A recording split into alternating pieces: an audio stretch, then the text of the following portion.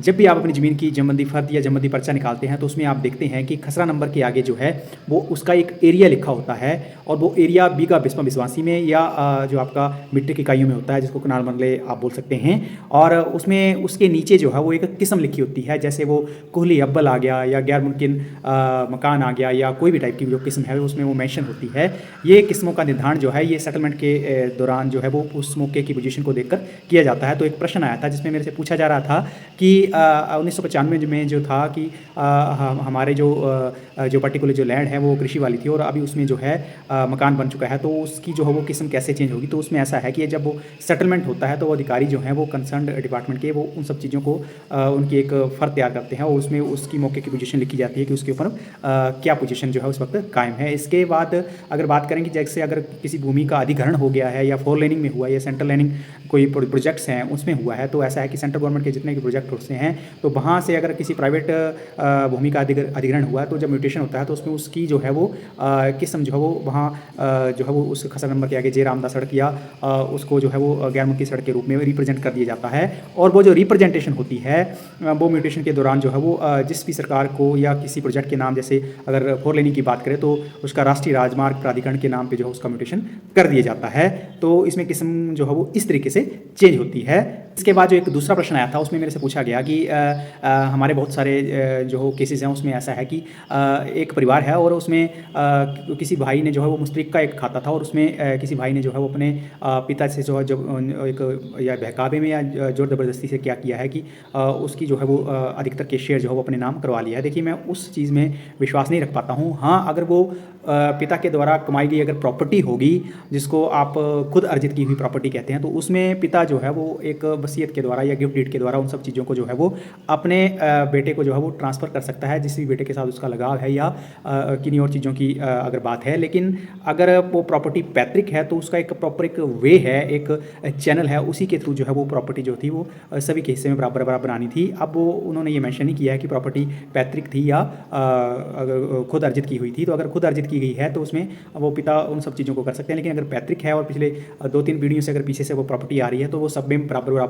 वो बटनी थी और पिता उन सब चीज़ों को ऐसे सेल नहीं कर सकते थे। और उसमें वो जो कंसर्न जो दूसरे भाई थे या कोई भी कंसर्न पार्टी थी उसमें जो है वो ऑब्जेक्शन दायर कर सकती हैं। इसके बाद एक कमल शर्मा जी का एक प्रश्न आया था जिसमें उन्होंने पूछा था कि जो गगरेट से नादौन है उसमें उसका जो है वो एक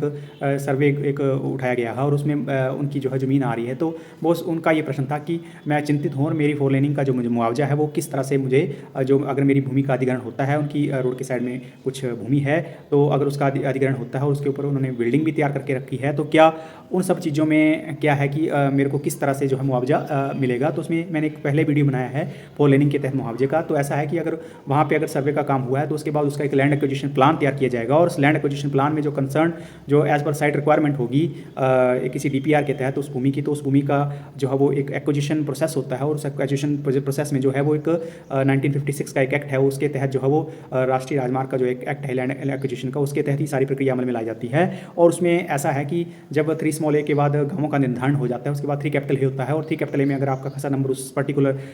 उस नोटिफिकेशन में आ रहा है और अगर वो अखबार में प्रकाशित हो चुका है तो उसके बाद उसकी 3D की पब्लिकेशन होगी और 3D में आपके मालिकानों के नाम और उसमें उन सारी चीज़ों का जो है ब्यौरा आ जाता है कि कितनी भूमि जो है उसका अधिग्रहण किया जा रहा है। तो अगर उसका अगर रेट की बात करूँ तो रेट ऐसा है कि रेट 2 तरीके से डिसाइड होता है। रेट जो है वो कंसर्न जो competent authority for land acquisition होता है जिसको हम CALA कहते हैं, काला कहते हैं, वो उन सब चीज़ों को डिसाइड करते हैं। और उसमें ऐसा है कि उसके भी 2 पैरामीटर हैं। तो उसमें सबसे पहला जो पैरामीटर है उसमें ऐसा है कि जो कंसर्न जो एरिया है या नियरेस्ट विसिनिटी जो एरिया है वहाँ की जो है वो एवरेज सेल डीड देखी जाती है जो 3A का नोटिफिकेशन है उससे 3 साल पहले की, कि उसमें कौन कौन सी रजिस्ट्रियाँ जो है वो कितने कितने मूल्य की हुई है और उसमें जो है उसकी हाफ एंड हाईएस्ट उसको उठाया जाता है। अगर 10 रजिस्ट्रियाँ हुई हैं तो उसमें से 5 जो है वो हाफ उसकी उठाया जाएगा और उसमें जो है वो 5 जो हाईएस्ट रेट वाली ली जाएंगी और उसकी एक औसत वैल्यू निकाली जाती है। ठीक इसी तरह से एक दूसरा जो पैरामीटर है उसमें जो होता है वो DC द्वारा जो सर्कल रेट निर्धारित किए गए होते हैं तो उन रेट्स को देखा जाता है। अब जो एवरेज सेल डीड की जो औसत जो आई है और जो DC साहब के द्वारा जो निर्धारित किए गए रेट्स होते हैं, सर्कल रेट जिसको हम बोलते हैं, उन दोनों में जो भी अधिक होगा उस चीज़ का जो है वो रेट जो है वो इम्प्लीमेंट किया जाएगा। उसके बाद जो है उसमें एक फैक्टर लगता है, फैक्टर भी जो है वो सरकार ही अपने जो एक नियमावली है उसके तहत लगाती है। उसके बाद उसके ऊपर एक सॉल्यूशन दिया जाएगा, उसको 100% सॉल्यूशन मान के देखा जाता है। उसके बाद उसके ऊपर एक इंटरेस्ट है वो दिया जाता है। तो इन सारी राशियों का जो जोड़ है वो आपका जो है वो भूमि अधिग्रहण के ऊपर जो है इम्प्लीमेंट होता है, उसका आपको मुआवजा मिलेगा। दूसरा ऐसा है कि अगर कोई बिल्डिंग की एक्विजिशन हो रही है तो उसकी एक वेटिंग करवाई जाती है, कंसर्न जो पीडब्ल्यूडी डिपार्टमेंट है या कोई और कंसल्टेंसी है उसके द्वारा उसकी एक बैटिंग करवाई जाती है। उसके बाद ही उन सब चीज़ों का जो है ब्यौरा निकाला जाता है और उसमें एस्केलेशन वगैरह सारा डाल के उसमें भी प्रॉपर जो है वो सॉल्यूशन और फैक्टर वगैरह डाल के ये सारी राशियाँ जो है वो निकाली जाती हैं। तो भूमि अधिग्रहण के मामले में इस तरह से क्लेम जो है वो डिसाइड होता है। इसके बारे में डिटेल वीडियो है वो आप मेरे प्रोफाइल के ऊपर जाकर देख सकते हैं। इसके बाद एक और प्रश्न आया था जिसमें पूछा है कि किसी लड़की ने क्या किया कि अपने भाइयों के नाम पे जो है वो अपना एक जो उनका हिस्सा बनता था ज़मीन का वो दे दिया है। अब वो जो हिस्सा था उनका कहना था कि वो बहकावे में दिया है, अब वो उस हिस्से को वापस लेना चाहती है, तो क्या वो संभव है? देखिए ऐसा नहीं होता है। अगर उन्होंने कोई तर्कनामा वगैरह किया है तो वो हक त्याग जो किया तो वो प्रॉपर सोच समझ के ही किया होगा और उसकी जब कोर्ट में उन्होंने वो सारी चीज़ें कागजात बनाए होंगे तो उन सब चीज़ों का एक प्रॉपर डॉक्यूमेंटेशन हुई है और एक अदालत के सामने उन सब चीज़ों का जो है वो ब्यौरा हुआ है। अब आप बोलें कि जब उन्होंने वो हक त्याग कर दिया उसके बाद वो शेयर जो है था वो पर्टिकुलर वो उनके भाइयों को चला गया और अब आप 1-2 महीने या साल के बाद अगर आप बोलें कि नहीं मैं उस ज़मीन को वापस लेना चाहती हूँ तो वो वैसे संभव नहीं है। उन सब चीज़ों में कानूनी एक अड़चने हैं, तो उन सब चीज़ों में आपने सजगता से ही फैसले लेने हैं और अगर आपको लगता है कि उन सब चीज़ों में संदेह है तो आप अपना समय ले सकते हैं और सोच समझ कर ही उन सब चीज़ों को आपने अंजाम देना है। तो इस तरह के प्रश्न जो थे वो आ रहे थे, मैंने कोशिश की है उन सब चीज़ों का आपको कंबाइंड जवाब देने की। बाकी इस तरह की जानकारी आपके पास मैं लेते आ रहा हूँ, आपने बहुत सारा प्यार दिया है और बोलने की ज़रूरत नहीं है लेकिन फिर भी बोलूँगा, आपने मेरे वीडियो को शेयर ज़रूर करना है और ये जानकारी जो है अपने तक सीमित रहे या ना रहे लेकिन बहुत सारे उन लोगों तक आ सकती है काम में जिनके ऐसे प्रश्न हैं और वो किसी हिचकिचाहटवश या किसी तरह के लैक ऑफ नॉलेज के कारण जो है वो उन सब चीज़ों को पूछ नहीं पाते हैं या उन सब चीज़ों में वो है जो उनके पास जो है उनकी समस्याएं जो हैं वो बनी रहती हैं। तो ये वीडियो जो है उनके काम आ सकता है। तो आपने इस जानकारी को शेयर जरूर करना है, वीडियो को शेयर जरूर करिए ताकि मुझे भी उन सब चीज़ों में एक हौसला अफजाई मिलती रहे ताकि मैं इस तरह के कंटेंट आपके पास लाता रहूँ। बाकी जल्द ही नई अपडेशन के साथ मिलूँगा और आपके जितने प्रश्न आ रहे हैं उनके ऊपर एक